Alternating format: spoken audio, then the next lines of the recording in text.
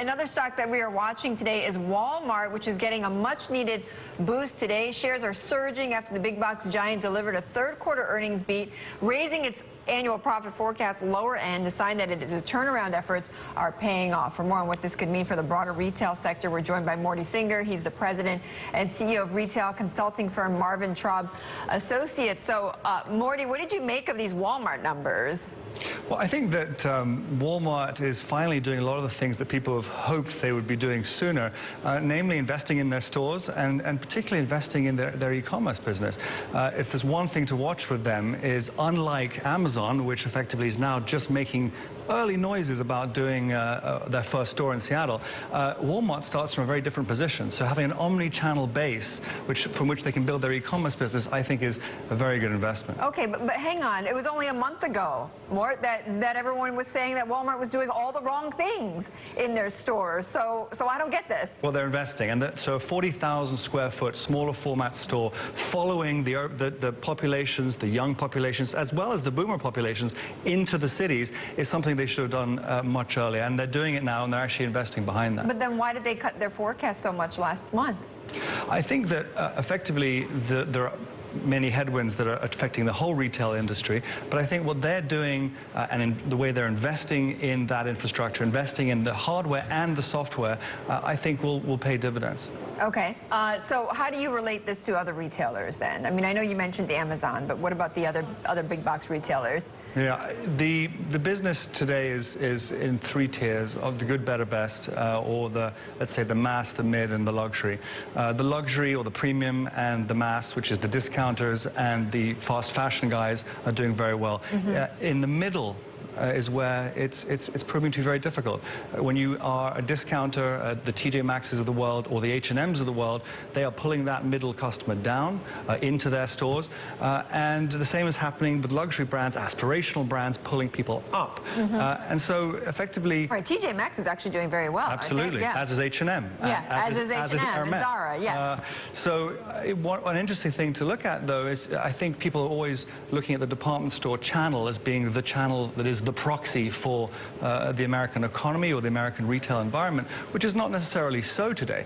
And today people are spending their money a little bit more maybe on experiences versus just on things. And those retailers that bring value through experience will be the winners. Like who, for instance? Well, you know, I think that the fast fashion guys who provide that value for money, that very fast experience, that notion that you come into their store within their walls and that you may not find that product tomorrow, that creates some excitement, retail theater, if you will, which I find something... Well, it's their turnover in inventory, right? So you go there 4 weeks later and you're like, wow, or 2 weeks later, and you're like, wow, this is a whole new store. These are all new designs here, and you don't get that when you go to like a Macy's, right? Yeah, absolutely. And I also think the e-commerce driven brands, there are e-commerce driven brands like Not Standard or Bonobos and many others that started online who are now going offline, Warby Parker.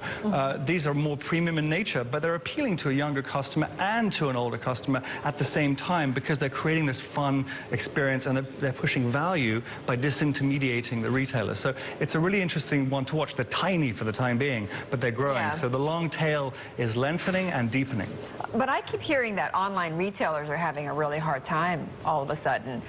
You know, you have the flash sale model didn't work, doesn't seem to be working. You know, and others like, let's say, Rent the Runway, you know, which there was an article today, you know, talking about how they're running into difficulties. I mean, online commerce is already difficult. So what's going on with online retailers?